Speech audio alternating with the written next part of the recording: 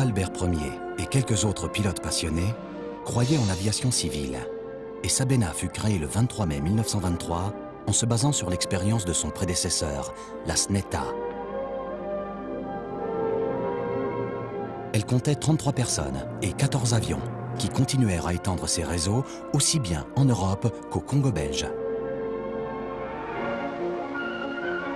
À l'époque, il s'agissait de deux réseaux séparés.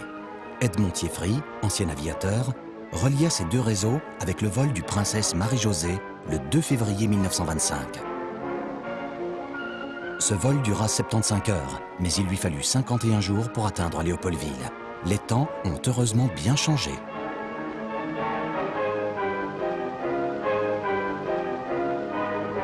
En 1935, ce sont Prosper Kockuyt, Jean Schoenbrod et Fernand Maupertuis qui inaugurent la première ligne régulière Bruxelles-Léopoldville, à bord d'un Fokker 7 baptisé Edmond Thieffry. 1939 marque l'entrée de Sabena dans l'ère du vol moderne, avec l'arrivée des premiers DC-3 qui offrent aux passagers un grand confort et dont la régularité et la sécurité sont comparables à nos avions actuels. La reconnaissance d'autres continents est au programme de 1947. New York accueille pour la première fois la compagnie belge.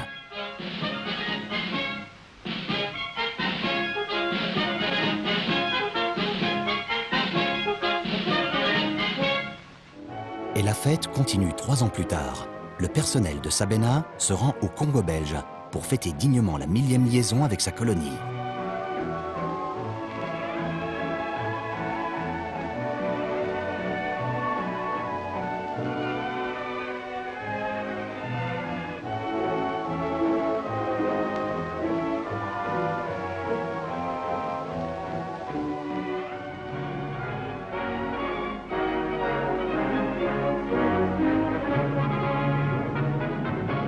En 1953, le roi Baudouin visite les installations techniques de Sabena. En effet, par tradition, nos souverains voyagent toujours à bord de la compagnie nationale.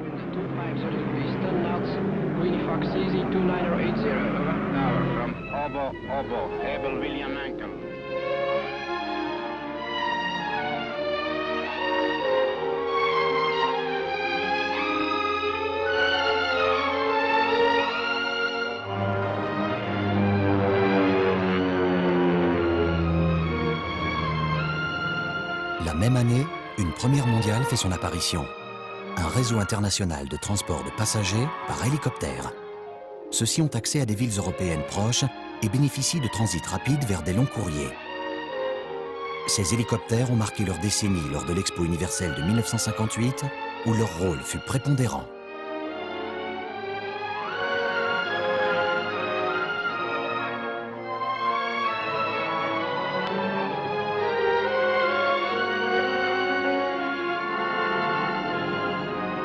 Depuis la Seconde Guerre mondiale, Sabena n'a cessé de consacrer beaucoup d'attention au développement de son réseau.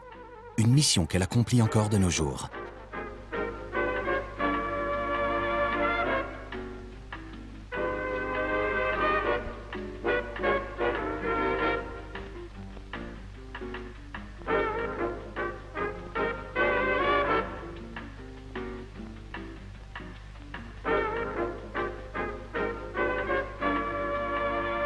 L'ère des avions à réaction est venue. Un B707, identifié aux couleurs de Sabena, touche pour la première fois le tarmac en 1959. Il transporte déjà à cette époque entre 144 et 174 personnes, à une vitesse de 854 km/h. Suivront d'autres avions célèbres, tels la Caravelle, le DC-10 et le B727, qui remplaceront peu à peu ces bons vieux avions à piston à partir de 1961.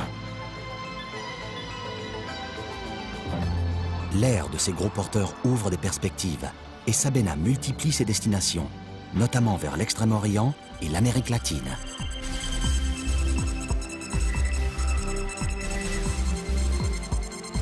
Tout cela nous éclaire sur le fait que Sabena s'est doté au cours de son histoire de moyens humains et techniques dignes de toute grande compagnie internationale.